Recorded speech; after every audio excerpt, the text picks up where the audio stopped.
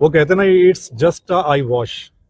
ये सिर्फ आंखों पे पर्दा डालने के लिए आज बुलाया गया था। कुछ और सोचकर आए थे या कुछ और सोचकर हमने अप्लाई किया था, उसके लिए ये नहीं, एक फॉर्मेलिटी पूरी की गई आज। ये जो C&V की प्रक्रिया जिसको बोला गया चेक एंड वेरिफिकेशन, यानी सुप्रीम कोर्ट के जो आदेश है निर्देश है उनको भी नहीं माना जा रहा। ये सुप्रीम कोर्ट के आदेश निर्देशों को भी नहीं माना जा रहा कि किस तरीके से चेक एंड वेरिफिकेशन होगी। हमने जब चुनाव का नतीजा आया था तो 7 दिन का समय होता है कि अगर किसी को कोई ऑब्जेक्शन है तो आप अपना ऑब्जेक्शन फाइल करें, मांग करें, और बाकायदा एक प्रोसीजर होता है। और बाकायदा हमने 9 बूथों पर जो एतराज जताया, 9 बूथों की जो हमने फीस भरी, तकरीबन 4.25 लाख रुपया प्रोसीजर होता है, सारा कुछ वो जमा करवाया। हमें तो उम्मीद थी कि बहुत पहले होगा ये, लेकिन इतने समय बाद भी हम सोच रहे थे कि शायद हमने जिसके लिए अप्लाई किया वो हमारे सामने आएगा, यानी ईवीएम और वीवीपैट, जिन 9 बूथों का मैंने अप्लाई किया था वो मेरे सामने आएगा कि कितना वोट ईवीएम में पड़ा, क्या वो वीवीपैट में निकला या नहीं निकला। लेकिन जब यहां पर आते हैं तो यहां पर बिल्कुल उसके उल्टा हमें नजर आता है। वो क्या, यहां पर इन्होंने कहा कि 2 ईवीएम रोज खोलेंगे, तो 2 ईवीएम और वीवीपैट सारा कुछ लाया गया। तो एक ईवीएम जब प्रोसेस शुरू हुआ तो ये बोलते हैं कि ईवीएम का जो एक्चुअल डाटा था उसमें, जो इलेक्शन का, उसकी गिनती नहीं होगी, उसका मिलान नहीं होगा, वो डिलीट होगा। पहले उसको क्लियर करेंगे, नया उसमें पोल होगा, जिसको मॉक पोल बोलते हैं। मॉक पोल तो पहले भी होता है, इलेक्शन के समय भी होता है मॉक पोल। तो फिर इस मॉक पोल की हमें जरूरत क्या है? क्या इसके लिए हमने अप्लाई किया था?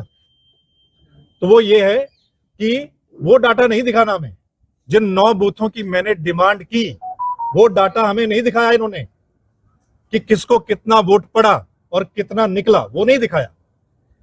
उसको क्लियर करना है। मतलब एक ही मशीन मैंने अभी तो खोली थी, दूसरी मैंने बंद करवा दी है। क्यों? क्योंकि मैं संतुष्ट नहीं हूं कि वो डाटा हमें नहीं दिखाना है।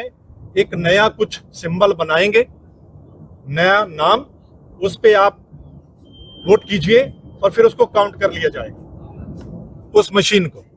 ये प्रोसीजर है। हम इसके लिए नहीं आए थे मॉक पोल के लिए, इसलिए मैंने उस प्रोसेस को वहीं ऑब्जेक्शन किया है, बाकायदा लिख के दिया है, रिसीविंग ली है कि मैं इस प्रोसेस से संतुष्ट नहीं हूं, ये सुप्रीम कोर्ट के निर्देशानुसार नहीं है, इसलिए मैंने इस प्रोसेस को बंद करवा दिया है।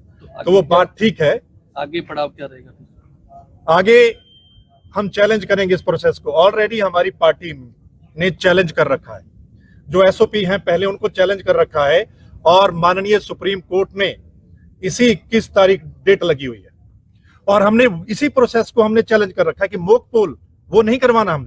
हमने एक्चुअल जो C&V होना चाहिए, चेक एंड वेरिफिकेशन, जो ये जो 2-3 मशीनें होती हैं, ठीक है, उसमें ईवीएम आ गई, उसमें वीवीपैट, उसमें एक सिंबल लोडिंग यूनिट होती है, सबसे बड़ा उसी का खेल है।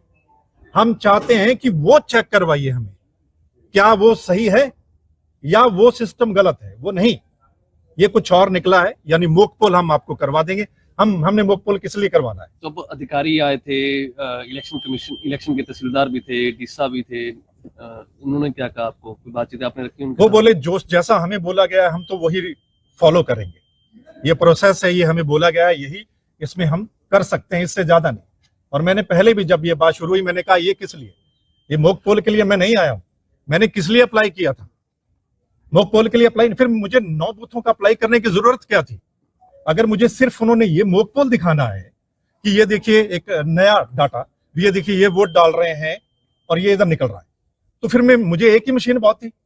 मुझे 9 मशीनों के लिए अप्लाई क्यों करवाया, ये बता दीजिए मुझे। उस समय बताते भाई ये मॉक पोल है तो मैं एक ही यूनिट का करवा लेता, या मैं करवाता ही नहीं। मुझे 9 यूनिट का क्यों करवाने, कितना पैसा भरने की मुझे जरूरत क्यों थी? और फिर इन्होंने 5 दिन किस लिए, ये समझ में नहीं आता। ये बहुत बड़ी बात है। आप कह रहे हो आई बार शायद तो जिला प्रशासन पे दबाव है सरकार का? ये दबाव कह लीजिए, या मैं मानता हूं कि इलेक्शन कमीशन मतलब सुप्रीम कोर्ट के आदेशों को भी नहीं मान रहा है।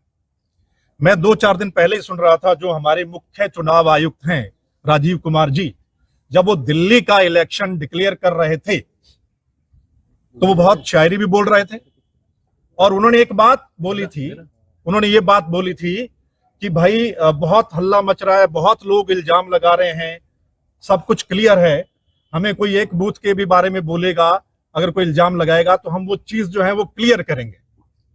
यहां तो क्लियर कर नहीं रहे, यहां क्लियर नहीं कर रहे आप, तो इसका मतलब क्या है कि आप बोल कुछ और रहे हैं और आपका जो प्रोसेस है वो कुछ और है। आप कह रहे हैं कि हम एक एक बूथ वो उससे भी संतुष्ट करवाएंगे। अगर किसी को ऐतराज है, किसी को शक है, तो आप एक बूथ का भी यानी कि संतुष्ट करवाएंगे, लेकिन यहां नहीं करवाया जा रहा। मैंने 9 बूथों के लिए अप्लाई किया है, आप तो एक बूथ का भी मुझे संतुष्ट नहीं करवा रहे हैं कि एक्चुअल में जो चुनाव हुआ था, जो मतदान हुआ था, आप मुझे वो दिखाइए कि ईवीएम में कितना पड़ा और वीवीपैट में कितना निकला, आप मुझे वो दिखा दीजिए। आप वो नहीं दिखा रहे तो इसका मतलब क्या है? अब लड़ाई आगे सुप्रीम कोर्ट में होगी। बिल्कुल, हमारी सुप्रीम कोर्ट में याचिकाएं कई लगी हुई हैं, पंजाब हरियाणा हाई कोर्ट में भी लगी हुई हैं और हमने एसओपी को चैलेंज किया है कि ये क्या है।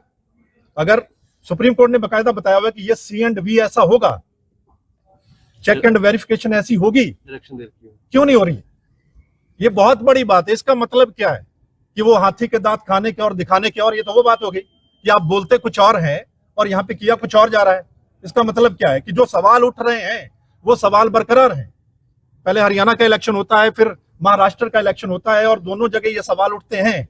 बकायदा लोग एफिडेविट देने के लिए तैयार होते हैं कि हमने वोट डाला था, निकला नहीं महाराष्ट्र में, लेकिन उसके बाद अब दिल्ली का इलेक्शन भी हो रहा है, वो सवाल बरकरार है और कहा जा रहा है कि बिल्कुल साफ सुथरा सब कुछ ओके है। तो यहाँ तो मेरे को संतुष्ट नहीं किया इन्होंने। मैंने 9 बूथों के लिए अप्लाई किया था, क्यों नहीं? मैं चाहता हूं कि जो एक्चुअल डाटा था वो मेरे को दिखाया जाए, और अगर सिर्फ वो डिलीट करके नया पोल करवाना है तो उसका कोई मतलब नहीं, उसका कोई मतलब नहीं। मैंने तो चुन चुन के वो 9 बूथ दिए थे ना, ऐसे तो क्या मतलब है, इसका कोई मतलब नहीं रहता।